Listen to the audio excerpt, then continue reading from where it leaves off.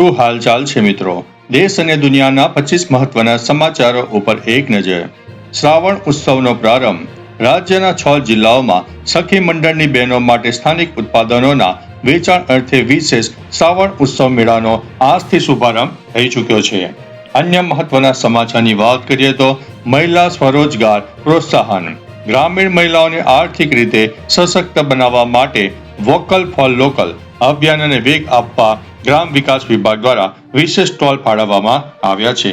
અન્ય મહત્વના સમાચારની વાત કરીએ તો ગેલા સોમનાથ મેળો. ગીર સોમનાથ પંથકમાં આજથી 5 દિવસીય પરંપરાગત ધાર્મિક મેળાનો પ્રારંભ થયો છે, જેમાં હજારો શ્રદ્ધાળુઓ ઉમટી પડ્યા છે. અન્ય મહત્વના સમાચારની વાત કરીએ તો રાજકોટ રેસ ક્રોસ ગ્રાઉન્ડ. આગામી દિવસોમાં યોજાનારા મહિલા હસ્તકલા અને ગૃહ ઉદ્યોગ પ્રદર્શન માટે રાજકોટ રેસ ક્રોસ ખાતે તૈયારીઓ જોરશોરથી ચાલી રહી છે.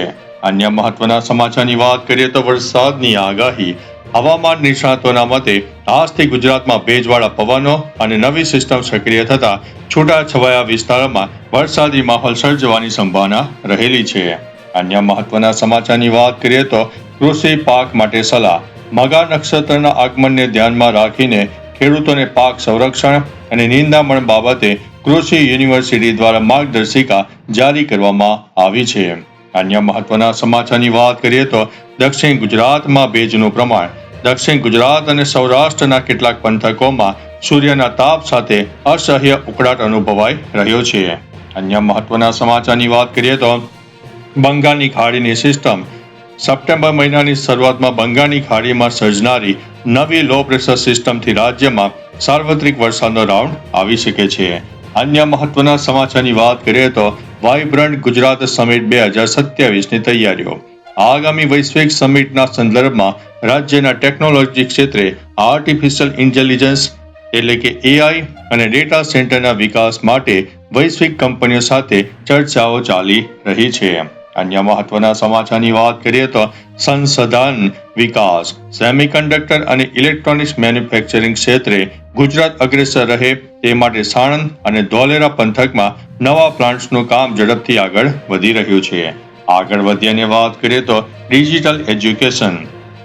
રાજ્યની શાળામાં વિદ્યાર્થીઓ અને શિક્ષકો માટે આર્ટિફિશિયલ ઇન્ટેલિજન્સ આધારિત સ્કિલિંગ પ્રોગ્રામ શરૂ કરવાની દિશામાં મહત્વના પગલાં લેવાયા છે. અન્ય મહત્વના સમાચારની વાત કરીએ તો સ્ટાર્ટઅપ ઇકોસિસ્ટમ.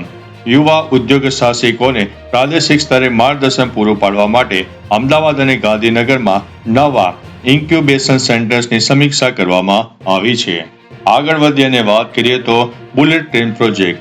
ભારતની પ્રથમ Mumbai Ahmedabad high speed bullet train project અંતર્ગત ગુજરાતના સુરત બિલીમોરા રૂટ પરના નિર્માણ કાર્યો અંતિમ તબક્કામાં પહોંચી ગયા છે.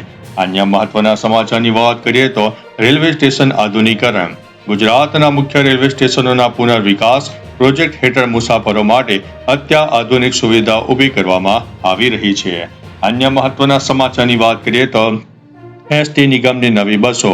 મુસાફરોની વધતી માંગને ધ્યાનમાં રાખીને ગુજરાત એસટી નિગમ દ્વારા રૂટ પર નવી સ્લીપર અને લક્ઝરી બસો ઉમેરવાની યોજના ઉપર કામ ચાલી રહ્યું છે. અન્ય મહત્વના સમાચારની વાત કરીએ તો હાઈવે સુરક્ષા. રાજ્યના મુખ્ય રાષ્ટ્રીય ધોરીમાર્ગો પર વાહન વ્યવહાર વધુ સુરક્ષિત બને તે માટે ઓટોમેટેડ ટ્રાફિક મેનેજમેન્ટ સિસ્ટમનું નિરીક્ષણ વધારવામાં આવ્યું છે. અન્ય મહત્વના સમાચારની વાત કરીએ તો યુનિવર્સિટી પરીક્ષા વ્યવસ્થા.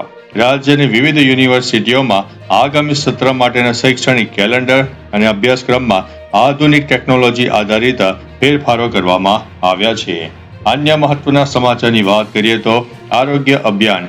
રાજ્યના ગ્રામીણ વિસ્તારોમાં મોસમી બીમારીઓ સામે રક્ષણ મેળવવા માટે આરોગ્ય વિભાગ દ્વારા વિશેષ સર્વે અને નિદાન કેમ્પ શરૂ કરવામાં આવ્યા છે. અન્ય મહત્વના સમાચારની વાત કરીએ તો મેડિકલ સીટ વધારો. રાજ્યની મેડિકલ કોલેજોમાં સ્નાતક અને અનુસ્નાતક બેઠકો વધારવા માટે નેશનલ મેડિકલ કમિશન સાથે પરામર્શ ચાલી રહ્યો છે. આગળ વધીને વાત કરીએ તો સ્કિલ ડેવલપમેન્ટની. આઈટીઆઈ સંસ્થામાં યુવાનોને આધુનિક ઉદ્યોગોની માંગ મુજબ તાલીમ આપવા માટે નવા ટ્રેડર્સનો સમાવેશ કરવામાં આવ્યો છે.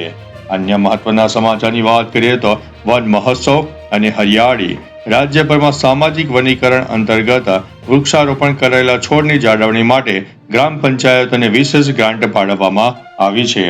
અન્ય મહત્વના સમાચારની વાત કરીએ તો ઐતિહાસિક સ્થળોની જાળવણી, યુનેસ્કો વર્લ્ડ હેરિટેજ સાઇટ અને રાજ્યના પૌરાણિક સ્મારકોની મુલાકાતે આવતા પ્રવાસીઓ માટે ડિજિટલ ગાઈડ સુવિધા વધુ સઘન બનાવવામાં આવી છે. આગળ વધીએ અને વાત કરીએ તો વન્ય સંરક્ષણની. ગીર અભયારણ્યમાં સિંહ દર્શન માટે આવતા પ્રવાસીઓની સુરક્ષા અને વન્ય જીવોના સ્વાસ્થ્ય પર GPS ટેકનોલોજી દ્વારા વિશેષ નજર રાખવામાં આવી રહી છે. આગળ વધીએ અને વાત કરીએ તો પક્ષી અભયારણ્ય. નળ સરોવર અને થળ પક્ષી અભયારણ્યમાં આગામી શિયાળાની સિઝનને ધ્યાનમાં રાખીને પ્રવાસીઓ માટેની પ્રાથમિક સુવિધાઓનું રિનોવેશન હાથ ધરવામાં આવ્યું છે. આગળ વધીએ અને વાત કરીએ તો નાગરિક સેવાઓની. સ્થાનિક નાગરિકોની ફરિયાદોના ત્વરિત નિકાલ માટે ડિજિટલ પોર્ટલ અને ઓનલાઈન પ્લેટફોર્મ પર આવતી અરજીઓનું નિરાકરણ ઝડપથી કરવામાં આવી રહ્યું છે. તો ચાલો મિત્રો, ફરીથી દેશ અને દુનિયાના સુપરફાસ્ટ સમાચાર લઈને મળતા રહીશો. ત્યાં સુધી અમને રજા આપશો. નમસ્તે.